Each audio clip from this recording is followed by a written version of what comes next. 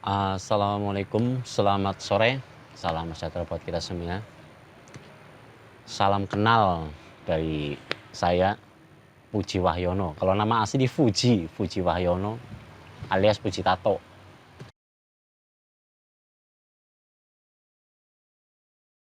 Dulu saya mulai mengenal jalanan itu kurang lebih tahun 94, 95 lah. Waktu itu saya sekolah MTS, kelas 3 saya keluar.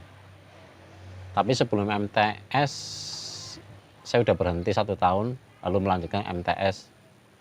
Nah, di tengah perjalanan saya sekolah di MTS itu udah badung, udah nakal.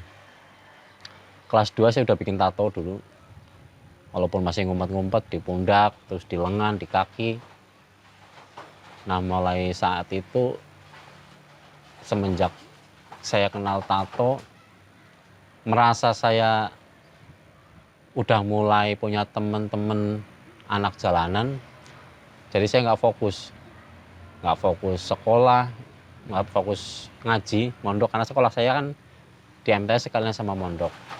Di situ saya udah nggak fokus sama sekali. Pokoknya pengennya gimana saya caranya jadi preman.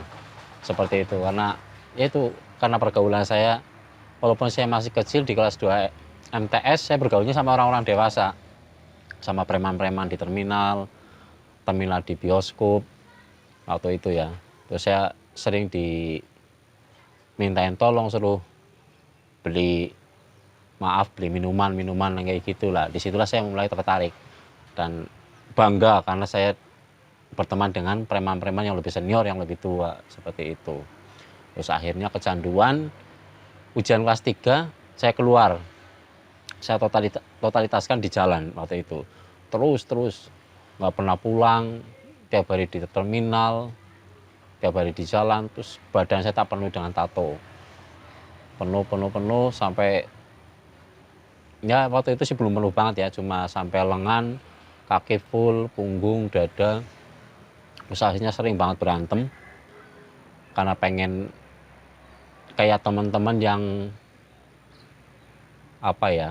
yang sudah punya nama kayak gitu kan, ada ambisi untuk meniru mereka. Itu orang punya nama itu caranya gimana. Terus saya ikutin jejak mereka, karena mereka sering berantem, saya ikut-ikutan sering berantem. Kalau saya berantemnya dengan yang lebih tua, saya pikir kalau saya berantem dengan seumuran saya nggak mungkin punya nama.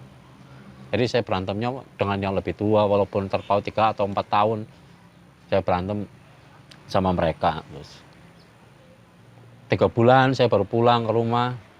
Ya, orang tua bukan main kagetnya ya, karena saya pulang malah badannya penuh tato, penuh tindik, persingan kayak gitulah. Tapi ya udah, karena itu udah pilihan saya tetap kembali lagi di rumah berapa hari, terus saya kembali lagi ke jalanan, melakukan aktivitas ya di jalan itu, minum, berantem. Alhamdulillah semenjak saya di jalanan itu nggak pernah punya kasus yang namanya mencuri. Jadi kasus saya cuma berantem dan terus berantem. Itu sampai tahun 96 mendekati Krismon. Krismon itu 97 saya mulai ke Jakarta. Saya pengen tahu Jakarta, ibu kota kayak apa sih. Saya mulai merantau di Jakarta. Di Jakarta pertama saya ngasong dulu di terminal kota dekat Beos. Saya jualan asongan rokok. Terus saya ngontrak di Pasar Ikan Penjaringan. Nah, di situ saya juga mulai tambah ini lagi, bahwasanya pengen kenal preman-preman Jakarta kayak apa, seperti itu. Akhirnya pun saya di Jakarta terus mencari teman-teman preman-preman terminal. Akhirnya saya gabung sama preman-preman terminal. Terus mental saya di Jakarta itu mulai tambah lebih lebih berani lagi. Pokoknya kalau saya berantem di sini, nggak mungkin mereka mau nyari saya ke kampung. Nggak mungkin rumah saya mau dirusak karena nggak tahu rumah saya. Prinsip saya seperti itu. Jadi makanya saya lebih nekat kalau saya jadi preman di luar waktu itu. Terus sampai 97, 98 itu pas masa reformasi saya pulang kampung. Saya pulang kampung, di kampung pun saya kembali lagi bikin onar lagi sama preman-preman. Terus saya takut, ada sedikit takut karena waktu itu 98 reformasi itu zamannya Petrus. Saya nggak berani keluar, saya ngumpet-ngumpet di rumah mbah, di rumah kakek, ngumpet di situ. Nggak berani melakukan aktivitas di jalan. Saya selayaknya orang hidup di kampung, saya kerja di kampung. Saya kerja di pabrik genteng, saya jadi kuli bangunan. Untuk kegiatan kami sendiri di Gubuk Fajim atau di Pondok Pesantren Al-Hasani, di setiap malam Rabu habis sholat maghrib kita ada kegiatan yaitu mujahadah Rotibul Hadat. Terus dilanjutkan lagi dengan ngaji kuping. Ngajinya kitab, ya karena hampir semuanya yang di Fajim itu mantan anak-anak jalanan sebagian besar. Terus udah tua ya. Jadi kita ngajinya ngaji kuping. Mulai dari kitab Usfuriyah, terus Isyatul Ibad, Nasoil Ibad, Dorotul Nasihin, terus Safinatus Sholah, terus ada kitab apa lagi? Dorotul Nasihin, terus Al-Ala juga diajarkan karena untuk ubudiyah sehari-hari, terus amalia, terus pesolatan.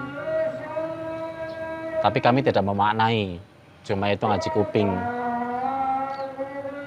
Pokoknya kalau sudah masuk di sini, itu nuansa kekeluargaan dan nuansa yang sangat istimewa karena yang dulunya kami suasana dan nuansa jalanan di sini sangat enjoy sekali. Kebersamaannya, terus dari cara makan, cara tutur kata, cara berhadapan dengan orang lain, dengan yang lebih tua, cara berbicara dengan orang tua, apalagi dengan guru ya. Nah, ini yang luar biasa sekali kami bisa menemukan di sini. Yang tadinya kami urakan, istilahnya cara kasarnya bahasanya wong Bumen ki nek weruh wong kepen ngeplok. Saiki weruh wong pesungkan, malu dan nggak berani menatap. Ya pokoknya minta doanya dari teman-teman sahabat hijrah semuanya, mudah-mudahan saya dan teman-teman santri Fajim yang lain bisa terus istiqomah di sini. Dan bagi teman-teman yang masih aktif di jalanan, kami tunggu bisa gabung di sini di Gubuk Fajim di Pondok Pesantren Al-Hasani. Mungkin itu yang bisa saya ceritakan perjalanan saya dari awal sampai akhir dan bisa dijadikan sebuah pelajaran ke depannya. Assalamualaikum warahmatullahi wabarakatuh. Salam santri Fajim, santri hijrah dari Kebumen. Mantap.